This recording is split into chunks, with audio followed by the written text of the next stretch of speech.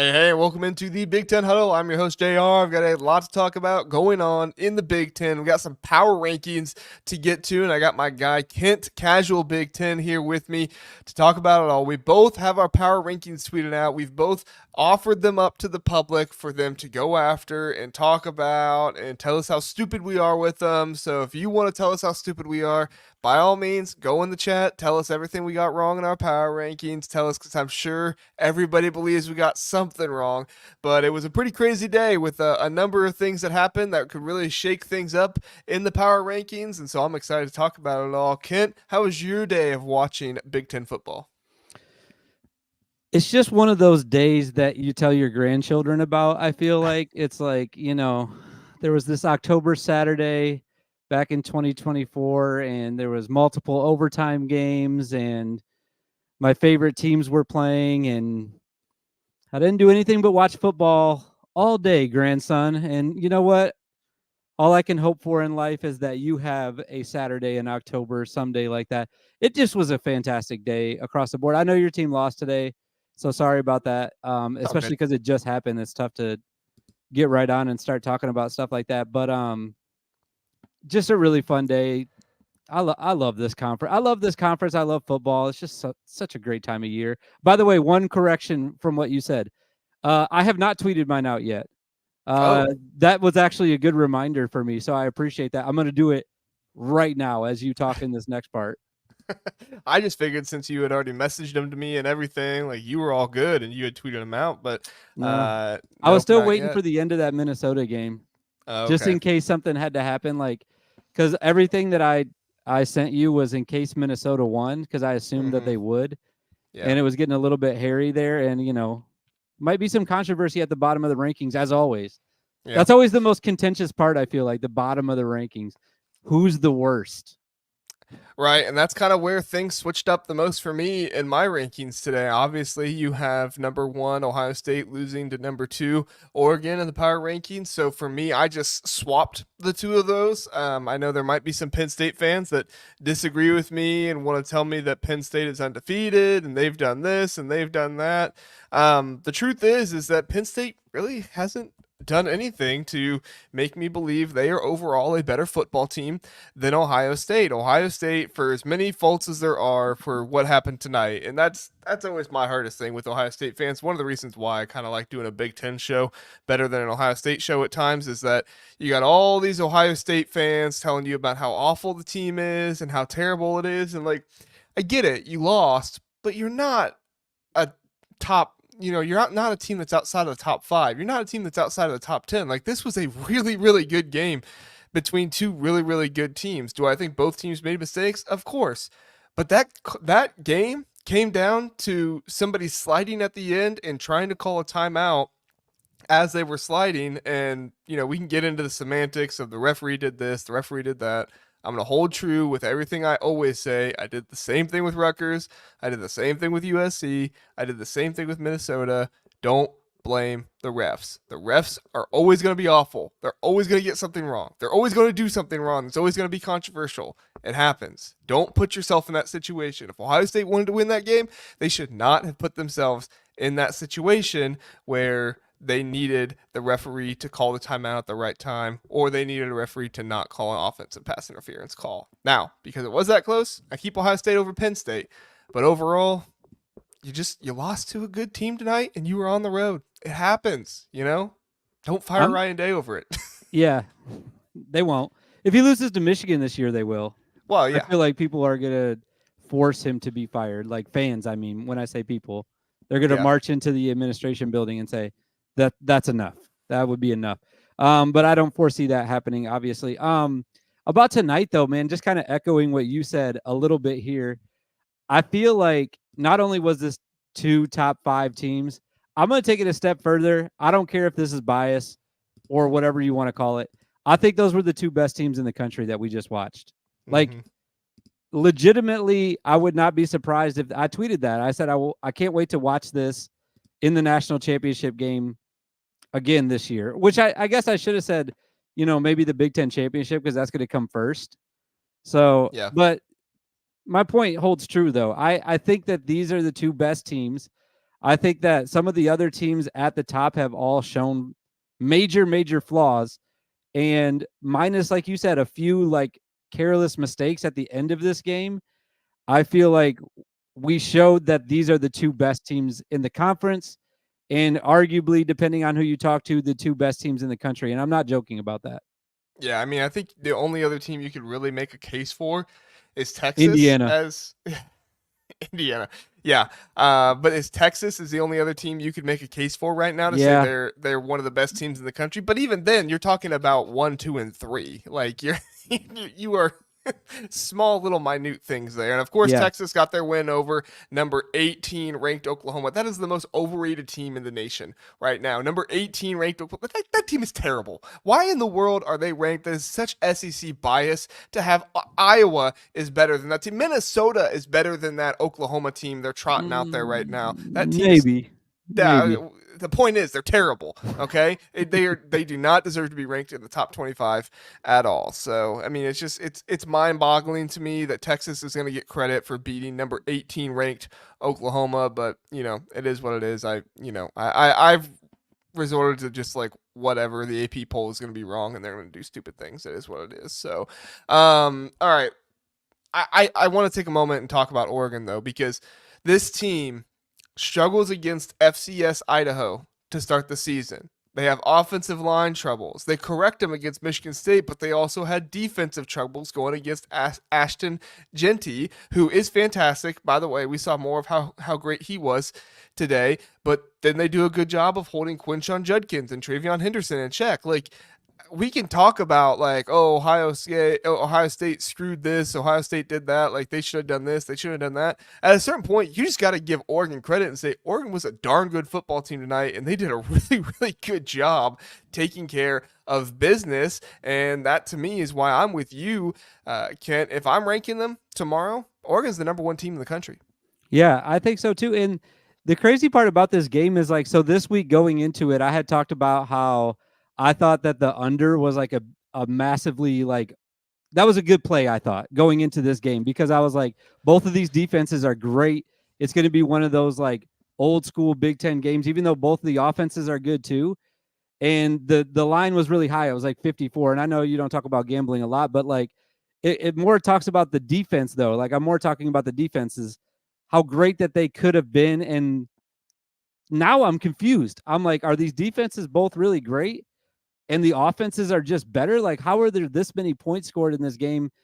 But at the end of the day, like I can just kind of kick my feet back up and say, this is just great football on both sides from both teams. And you can just enjoy it. And you don't really have to argue about which unit is better on each team. You can just say, hey, this is really amazing football. And like, so lucky that we got to watch it in primetime tonight. It was awesome. Yeah, it was fantastic. Sonny coming in saying Oregon number 1, Texas number 2, Ohio State number 3, then everybody else. I could not agree more, Sonny. I think that Penn State definitely had that opportunity today to take the number 3 spot. I think Georgia definitely had that opportunity today to take that number 4 spot. But you have Georgia struggling against Mississippi State. This is Mississippi State. They got blown out by Toledo earlier this year, and they're struggling to beat them only by 10. They let Mississippi State score more points against their defense than Toledo allowed them to score. Like, I'm sorry. There is no reasoning out there anybody can give me to say other than wins and losses, because one person has a 0 in the loss column, then the other person doesn't. There is no reasoning out there other than that you can tell me Penn State and Georgia deserve to be ranked over Ohio State. It's just I don't see it. But it's interesting though. Like I would love to talk to Sonny about this, and I will. I'll text him about this, but you can't drop people down after a win either, though, if they looked bad, I feel like. And that's something that I thought about, and I mentioned Sonny because like I thought about that with the rankings with Illinois. When we get into that part, like they went to overtime with the worst team in the conference, one of the worst teams in the conference. And like, they still won though. So they get the job done. And if you're going to defend that for Illinois, which I am defending that for Illinois, that's why I didn't drop them down in my power rankings. You have to say the same thing about Penn State too. Like they have taken care of business. They're still undefeated. Like they got the job done. They went on the road. They went across time zones, which seems to be impossible in this conference, it's really hard to go across time zones, right? Other than Penn So State yeah, not Penn State or Minnesota. or Minnesota, yeah, the two. Minnesota is the time zone killer in this conference. But Congrats, Minnesota. Minnesota's got the Sprite drugs though, so that doesn't really That's count. true. They're kind of They got the cheating. antidote. Yeah. Yeah, So Ryan that Day doesn't needs to really get some count. antidote for his But players. no, but in all seriousness though, like I kind of like I'm definitely not jumping Penn State over Ohio State. Like if that is what you're like, no one's gonna do that. No one's gonna That's what I'm campaign for saying. that. That shouldn't happen in No. power rankings. That shouldn't happen in the AP poll either. No. I agree with you on that. We're on the same page, I think. Yeah, so let's talk about Illinois for a little bit. We'll just kind of go down the line and talk about them Sure. all. Illinois struggles against Purdue today, overtime. I guess we could talk about Penn State if we want to. I'll give my thoughts really fast, and then we'll move on to Illinois, unless you have any, Kent. But Penn State today, like they got down early. I think that they deserve a lot of credit for their resilience to come back in that game. They come back and they tie it, and they go into overtime. The missed field goal by USC in overtime, that's a heartbreaker, but it is what it is. He misses the field goal, and then Penn State takes advantage of the opportunity. They score, and the game is there. So I mean, they scored a field goal, but then the game is there. So I mean, you definitely give Penn State a lot of credit for the resilience, but I didn't see anything from Penn State in this game that made me say like, oh yeah, firepower wise, discipline wise, like this is the number 3 team, or the number 2 team in the conference, number 3 team in the nation. I just didn't see anything from Penn State to put them over Ohio State for me today. That's a good win because I think USC is better than the 13th ranked team in the conference, but that's the way they're playing right now, so I can't put them any higher than that. I think USC has more talent than that, but it just is what it is. So did you have any further thoughts on that? No, just the same thing. Like I'll repeat it a little bit, but like kind of what you just said, like they didn't do anything like impressive enough to jump Ohio State or Oregon, whoever would have lost in that game. Now, if Oregon or Ohio State would have gotten blown out tonight, then they went on the road. They're still undefeated. Maybe I jumped them ahead of one of those teams. But with that game being so close and coming down to the wire, and Penn State like taking a USC team now that I am starting to feel like just cannot finish games, period. Yeah. Unless they're playing Wisconsin for some reason, which again, like everything in the Big Ten, it's like they show stuff and you're like, okay, I got to beat on this team. And then they have a week where they have an example of where they did the exact opposite. And you're just like, oh, okay, whatever. But for the most part, USC just can't finish games. And, Penn State took advantage of that, but they did what a good team should do. And they went and got that win, came back and got that win. So they kind of just stay where they're at, like kind of like what you said there. Yeah, I agree. I will say this, though, one other thing about Penn State, and I know it's not power ranking related, but I'm looking at their schedule now, and we did this like everyone did this in the summer anyways, but like Ohio State is the real only loss. Like, and I'm not even saying that's for sure, because I think that's going to be a good game. I still give the edge to Ohio State. And then the next one on the list is now at Wisconsin, which is, I believe, in 2 weeks. So they got to bye, and then they go at Wisconsin, and Wisconsin's looking better. But if they can get past that next road hurdle, which is Wisconsin, and even if they lose to Ohio State, like we're talking about a playoff team right now. Like despite of like how much they win games by, they're in the driver's seat to get into that 12-man playoff conversation, which is pretty great for them. Like all the talk about James Franklin not being able to make playoffs, they expanded. He's right in there. First year, that'd be pretty impressive. James Franklin just has to win the games he's supposed to win, which granted he does normally do that, but you got to see it happen once again. So you're exactly right. Even if they lose to Ohio State, and it is at home, this is still a playoff team. This is still a team that is probably ranked at least 9th in the country and is going to make the playoffs based off of that. So I definitely wouldn't overlook Wisconsin. We'll talk about them here in a little bit because they are looking much better, and they did have a good win today. But at the end of the day, it is what it is. So, all right, let's talk about Illinois. So Illinois, they get out to a big lead against Purdue. Then they kind of fall asleep. Purdue comes back, and Purdue looks like they're going to win this game, and they actually gain the lead in this game. And then Illinois goes down. They tie it. They go into overtime, and then Illinois takes care of business from there. This is a really interesting game, Kent. I tend to agree with you that, like, yes, there were issues, but I'm not going to drop Illinois. One of the biggest reasons is because Illinois does have that win over Nebraska at Nebraska, so it's hard for me to drop them under the under Nebraska, which I get it. That's difficult because I just put Wisconsin over USC. But that was also a game that USC won at home, so I see that a little bit differently. However, at the end of the day, like, this is this is kind of a conundrum because if you dropped Illinois to, like, say, below Iowa, I wouldn't really argue with you, but I feel like they should be fifth, and you obviously agree with me. What are your thoughts?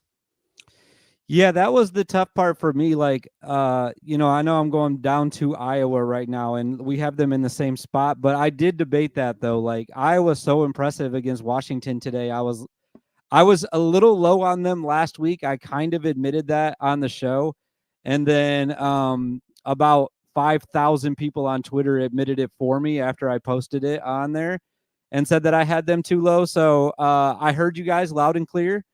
And I jumped them up a lot this week. I think I had them at 12 last week and put them all the way up back up to 7. And even like you said, kind of debated like, okay, one of my like criteria is who I think would win on a neutral field. And I'm not really sure with Nebraska or Illinois if they could beat Iowa on a neutral field right now. I'm not positive about that. If I'm just basing it off today, I'm definitely not positive about Illinois. um, because I thought Iowa was way better than Purdue, and they got taken to overtime by them. But you got to kind of take the whole season into account and all the consideration of like what would actually happen in that game.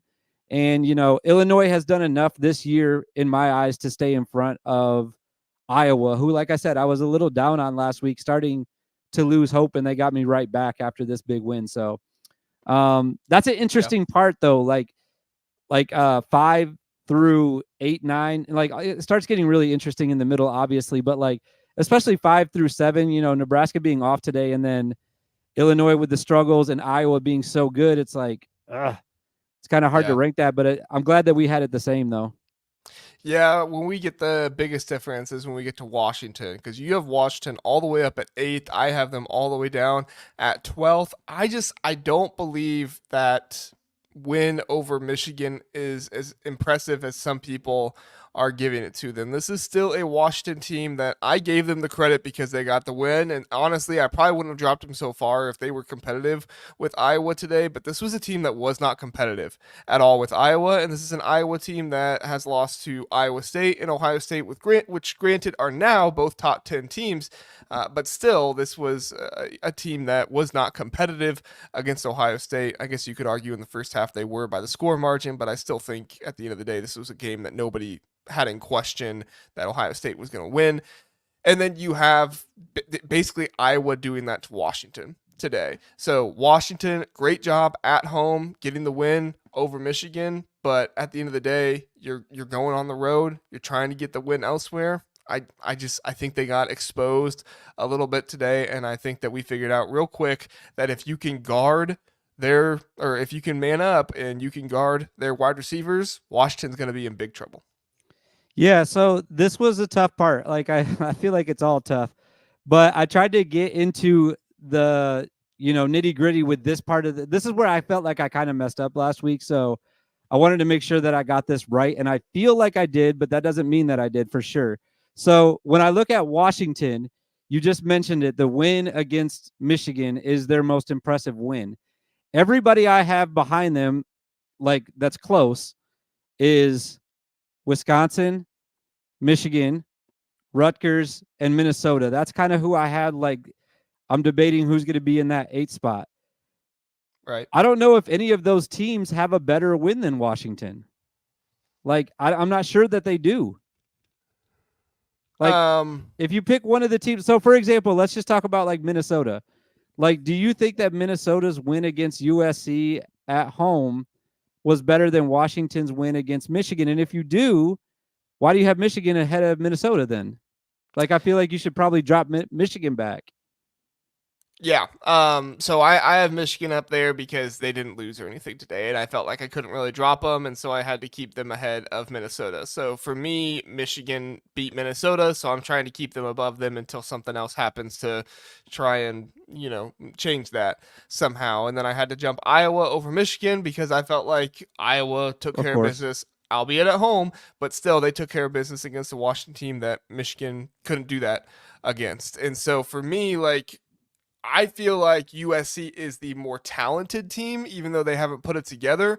And so Minnesota was able to come in and take care of business. Even though they lost big to Iowa, this was still a Minnesota team that was leading Iowa at halftime. This was a team that some people thought, oh my gosh, they could take down Iowa. Now, obviously, Caleb Johnson happened.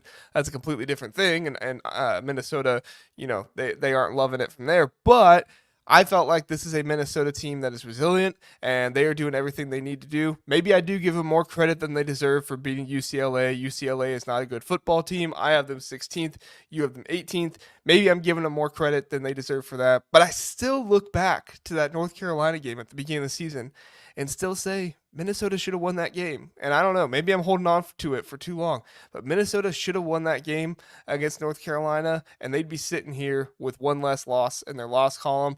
And I think if they did win that game, many people would be looking at them differently. But maybe I'm crazy.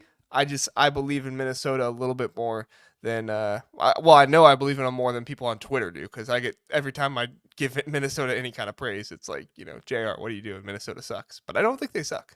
Yeah, I might have like I feel like it's always the 12th spot for me where I like in retrospect I look back and I say maybe I should have moved them up a little bit, but like I look at this though and I go maybe in front of Rutgers because again, like I look at Rutgers, they've been impressive, I thought at the beginning of the year, and then I look back at it and I'm like they haven't really beat anybody Yeah. like significant. So like I don't know why I'm They beat Washington.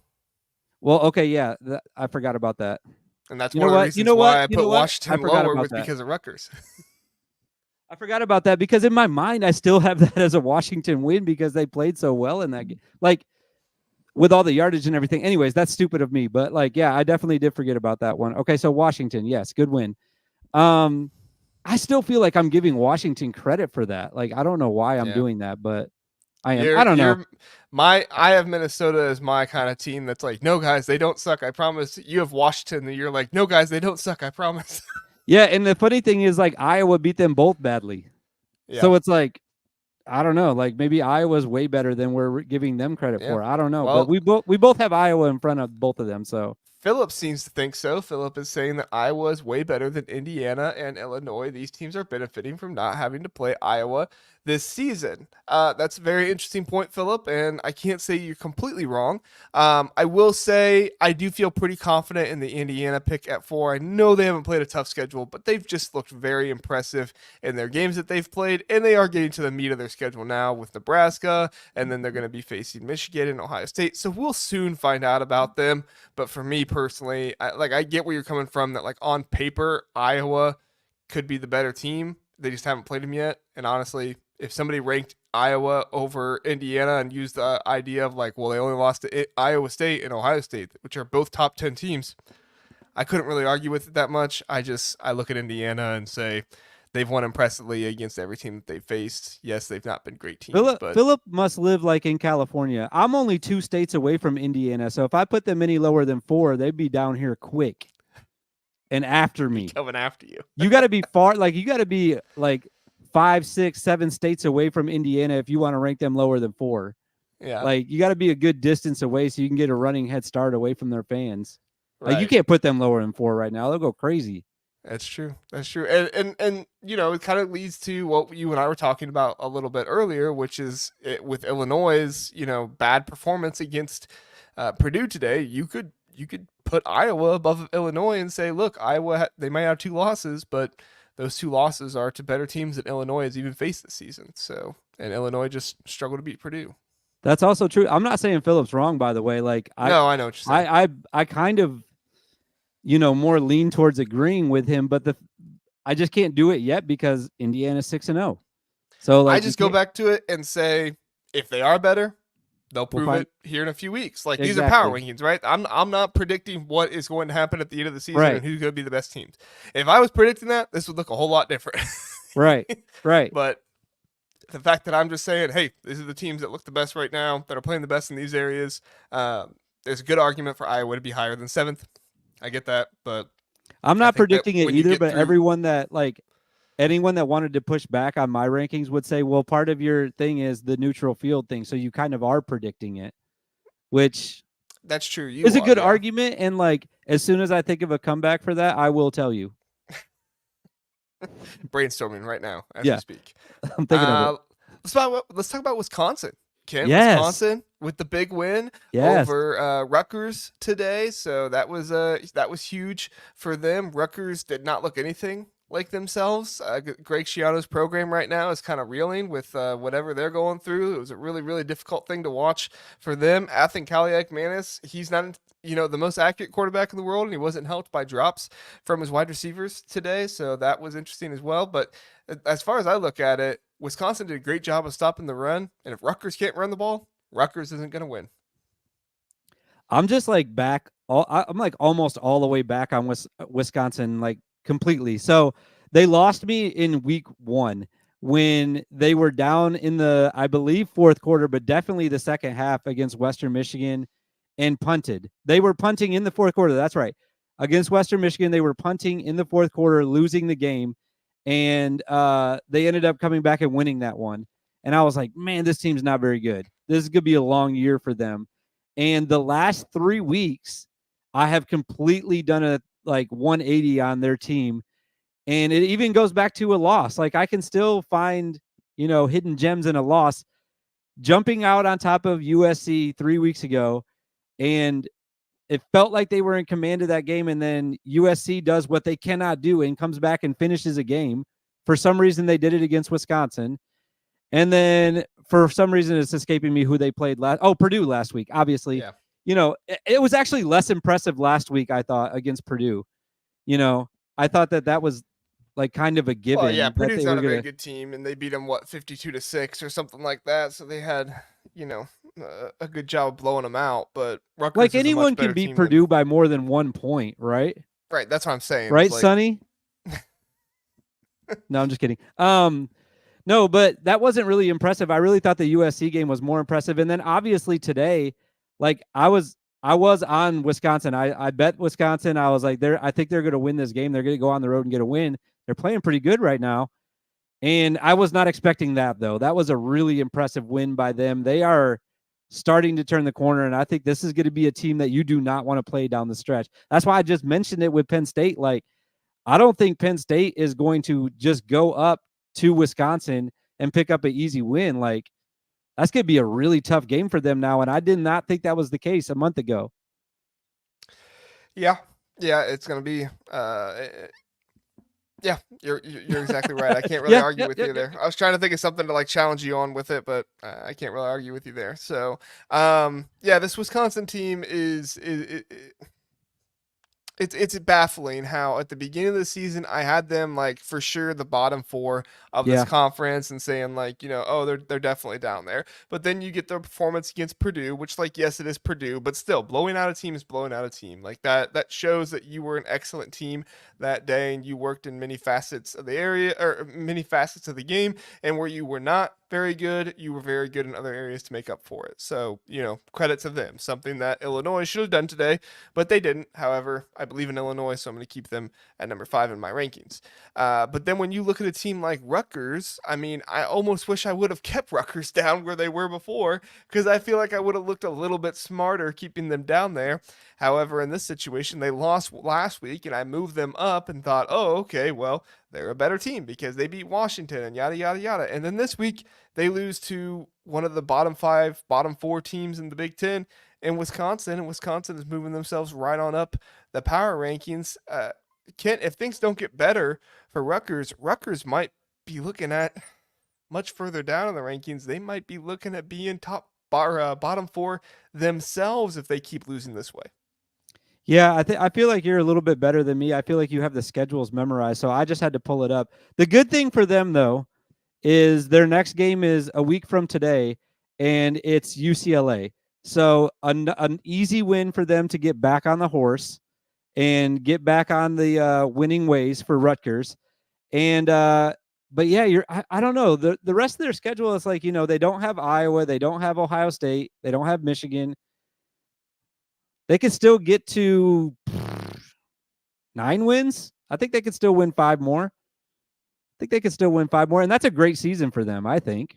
They certainly can. I mean, I'm not doubting. I'm just saying if they keep playing the way they played against, Wisconsin today.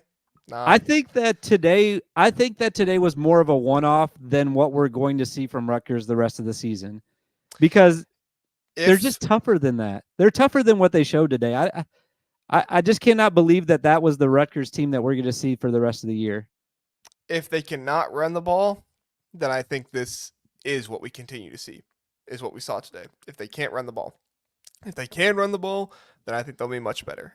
To me, with Rutgers, it all comes down to that running game. Can Kyle Monangai run the ball? Is the offensive line good enough to help him run the ball and get the efficiency he needs? Because one of the reasons why Rutgers was so great to begin the year was because of their offensive line play. And they were able to wear teams down. Even though it wasn't like a blowout at halftime, they were able to wear teams down. And against teams, even when they were trying to come back, in Washington, Virginia Tech, the other team was so worn down, Rutgers was able to keep the lead. And unfortunately for them, they ran up against a Wisconsin team that was able to mitigate that. And props to Wisconsin for that. All right, number 13 USC for both of us, Kent. This is a team in USC that honestly should be higher than this. They have more talent than this, but they lose to Michigan on the road, albeit. They go down at the half against Wisconsin, but they do come back and win that game, so we have to give them credit there.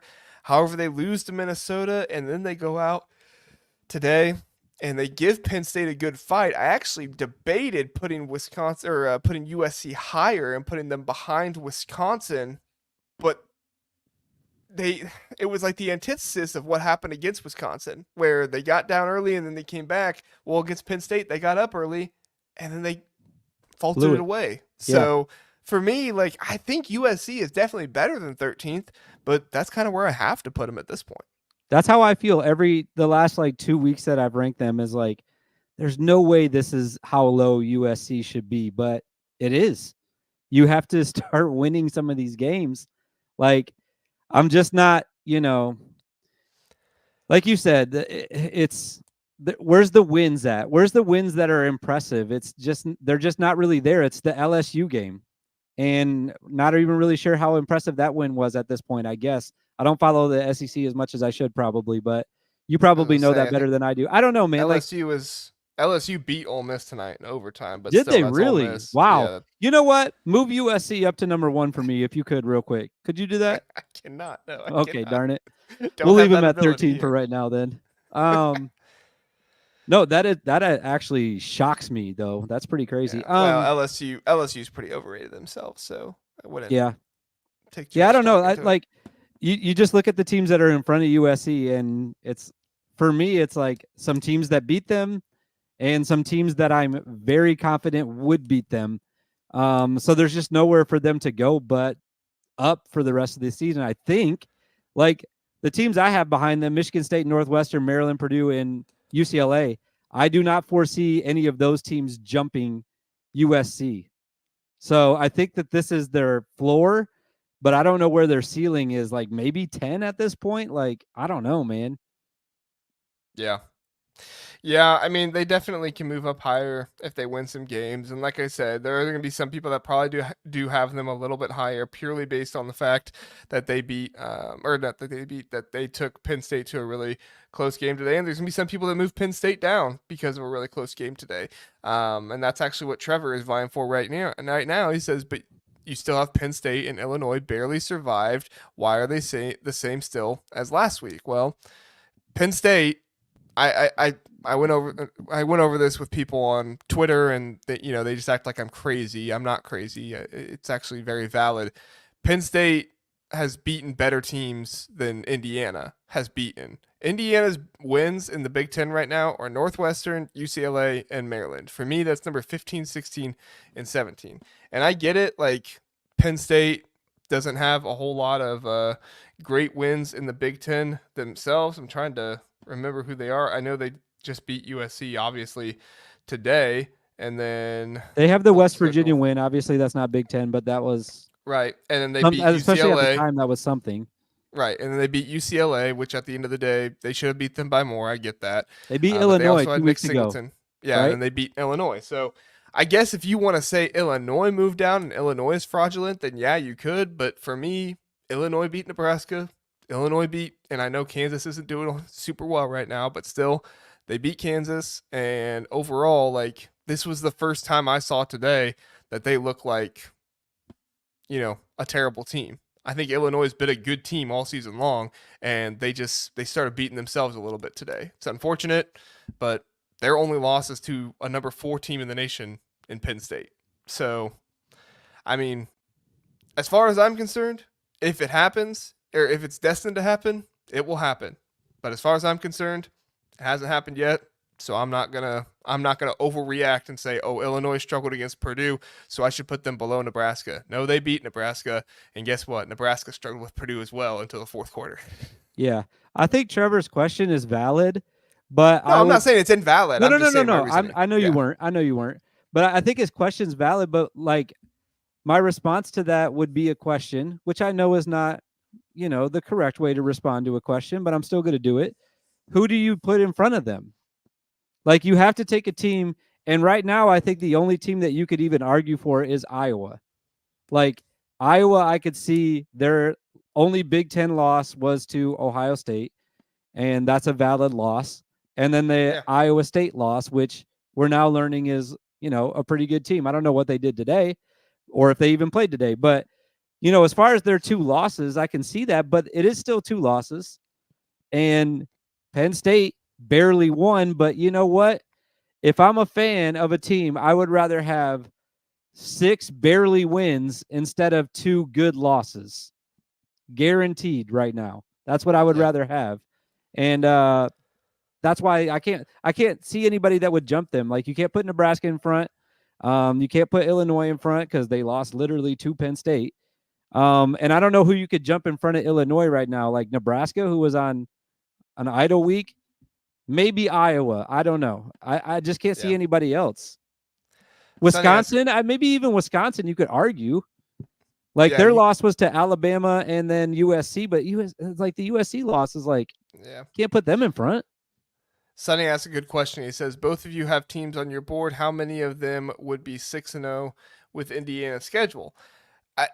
Sonny, honestly, I can't argue you too much and say Nebraska wouldn't be 6-0, Illinois wouldn't be 6-0, Iowa wouldn't be 6-0. I mean, heck, at this point, Minnesota might be 6-0 with that schedule. Michigan would probably be 6-0 with that schedule. It's just, for me, it's not only the fact that they won, it's just in the manner in which they won. I mean, the team they struggled the most with was with Northwestern, who just completely dismantled Maryland this weekend. So it's imperfect rankings. I get it. And I think you make a really, really valid point, Sonny. For me, though, I just have to go with the results on the field. You have any thoughts on that, Kent? Yeah, a couple of things. Like, first of all, you think Oregon can beat FIU? Are you nuts, dude? Yeah, that's a tough one. Yeah, I don't know about that. Maybe at home. Definitely not Oregon. We'll start there. No, Minnesota is a good one to like talk about. Like, would they be 6-0? Here's a comparison game. They both played at UCLA. Indiana won 42-13, and we just saw what Minnesota did. They won in the final moments with a touchdown after they were losing. So, yeah, maybe Minnesota would be 6-0 with this schedule. Maybe. But they're not better than Indiana, though. So, that's why they're still higher in the power rankings. I don't know, man. I think there's probably, I would say 9. I think. Like, the top 9 that I have, I think would go 6-0. I wouldn't even put Michigan in that category. Michigan struggled with some pretty bad teams this year. But would they be as dominant as Indiana was? Definitely not. I do not think so.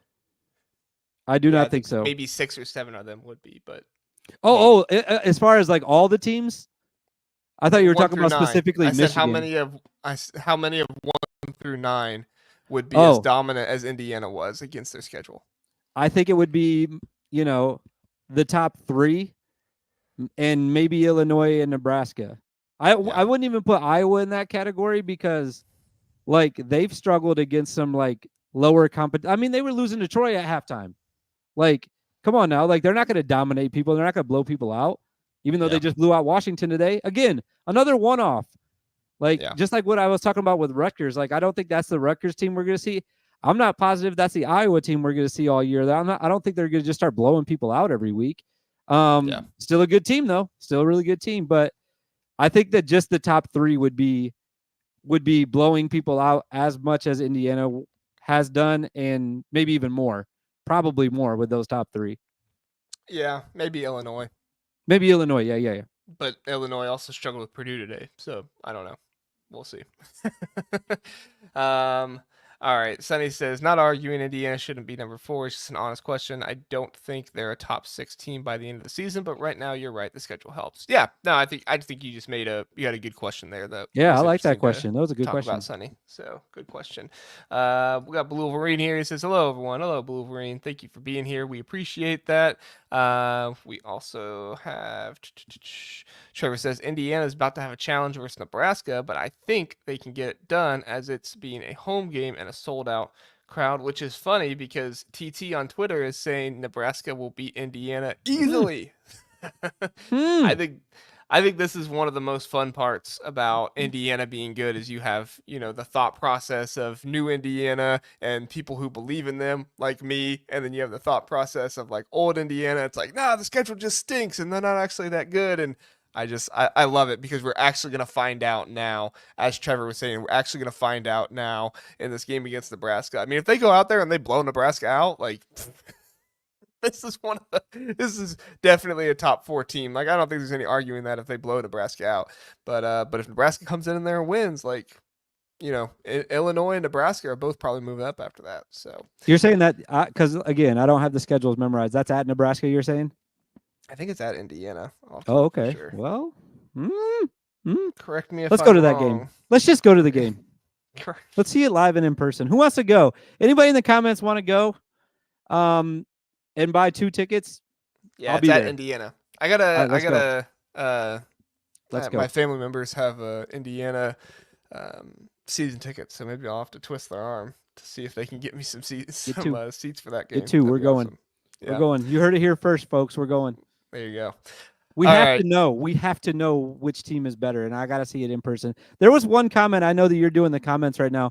I want to go up. It's been a while, but I just have to repeat this. It was Brendan Fender. He said that Rutgers. What did he say here? It was way back up here. He said that UCLA is not an easy win for Rutgers. I just want to reiterate. Yes, it is. Yes, it is. It should be an easy win. It will be. For Rutgers. I'm calling it. It will be. But UCLA's rush defense is actually one of their strengths. So yeah, but UCLA's rushing is the worst. The worst. Do you know there's like 9 guys in the conference, individual running backs, that have more rushing yards than UCLA? Yeah, there's like UCLA, 9. Their quarterback was their leading rusher for a good amount of time, and then TJ Harden played Oregon, and then he became the leading rusher, which is part of the reason why I thought Ohio State was going to beat Oregon. But credit to Oregon, they figured out their run defense. But yeah, so I mean, I don't know. I feel like in this new age Big Ten, like even the teams that are at the bottom, I'm like, yeah, that should be an easy win, but maybe it's not. Like. I feel like at this point, I'm just like shaking my head at some point and being like, anybody can win other than Purdue. It should be an easy win. But then we see what happens with Illinois today. And it's like, if you don't come prepared, it's not going to be an easy win. So I'm going to say that like the most impressive thing about UCLA is that their players like were battling tonight, like, and haven't given up on the season yet. That's impressive. Yep. And besides that, there's nothing that I love about that team. Yeah. All right, Ken, we put in a solid episode here. Let's talk about the bottom 5 really fast, and then we'll get out of here. I have Michigan State, Northwestern, UCLA, Maryland, Purdue. You have Michigan State, Northwestern, Maryland, Purdue, UCLA. So you have Maryland a spot higher than me. You also have Purdue a spot lower than me as well. I believe a little bit more in UCLA than you seem to. I just think, man, I know it was Friday night, but like that Maryland team just looks so awful against Northwestern. Like, what in the world? Mike Locksley should know. He should be fired in the month of October. There is no reason why he is as bad as he is in the month of October. It is absolutely ridiculous. But give credit to David Braun, Northwestern, and that's what I had to do here and put him up at 15th. I put Maryland ahead of the bottom two, as I call them, as because they have the Virginia win, and UCLA and Purdue, they don't have a Virginia win, and I feel like that's the only reason I really put them ahead. Like, I still don't understand how they won that game, and I didn't watch it, so I'll be honest. I'll be frank with everybody. I did not watch that game. I don't know what I was doing that day, but that's maybe why I don't know how they won it. I do not. Which game understand again? Which game specifically? I'm talking about Maryland going out to Virginia and winning that game. Turnovers. Maryland excels at getting turnovers, and Anthony Calandria is a really bad quarterback when it comes to throwing turnovers. Like, think of Aiden Childs, but worse. Like, I looked it up yesterday. Virginia was number 1 in the ACC. Yeah, which I know it's the ACC. I get that, but like any number 1 team in any conference, like one of our worst teams beat them. Like, that's crazy, I think. So, anyways, do you remember when Michigan State was number 1 in the conference? In this conference? Yeah, they were 1-0 after they beat Maryland, and they were the only 1-0 team. You're talking about like the standings. Oh yeah, of course I remember that. What a great time that was for Spartan fans. Yeah, no, that was great. Yeah, so I put Northwestern a little bit higher, obviously. I guess. I mean, not than you, I guess. I mean, that's probably where they should be. Maryland I put higher because of the Virginia game, and then I actually just bumped up Purdue strictly based off. I know we talked about this with all the top teams. Like, you shouldn't bump somebody up after a loss or bump them down after a win. But, Purdue took Illinois to overtime. What has UCLA done this year? I just can't. Like, everyone keeps on telling me like they have great athletes. It's a new coaching staff. I get it. Like, win a game. Like, you beat Hawaii barely. And Hawaii stinks to high heavens. So I don't know, man. Like, I just can't get around this. You got to get some wins here and there. Like, being impressive at home against a team that traveled 2 time zones. Don't forget, Minnesota went 2 time zones. I guess my response would be, what has Purdue done this season? And then the other part would be like Maryland. It's October, so okay. So let's talk about that for real though. Like, what's Purdue's win? An FCS team, Indiana. Okay, State, and then is Hawaii FCS or are they like lower than that because they stink? They're Mountain West, so they're technically they stink. 5, but they still stink. And then they went to, like I said, they just went to overtime with Illinois, who I think very highly of. So they both have the one win that neither one of them are impressive. And I still think, honestly, I thought UCLA should lose that Hawaii game. I don't know if you watched that one or not, but they should not have won that game. They played terrible. Well, yeah, they definitely should have lost against Hawaii. Yeah. They came back later and they shouldn't have a win right now. And I feel like if they didn't have a win, it would be unanimous that they were at the bottom. Yeah, it's just UCLA has looked a little bit more competitive in certain games, and Purdue is just going to be completely blown out. I still just think back to Notre Dame destroying Purdue and Wisconsin destroying Purdue, and Illinois was taking care of business against Purdue, earlier today, and then they started coming back. So it's pretty crazy to think about. But I just had a really good idea, and it's going to take me just 1 second to look it up. But like, here's what we should do: if they both play next week, which I'm checking right now if they do. So Purdue plays Oregon next week. Okay. Friday night. Yep. So keep that in mind. Purdue versus Oregon. And then we have who was I just talking about? UCLA. Does UCLA play next week? They play Rutgers. Okay. So here's what we're going to do. We're going to have Purdue and UCLA play instead, and then Rutgers and Oregon play. I don't know if they already played this season or not, but let's just switch the schedules. Much better for TV numbers. Yes. And I feel like everybody would be on board with that. Why can't we just switch the schedule a little bit mid-season?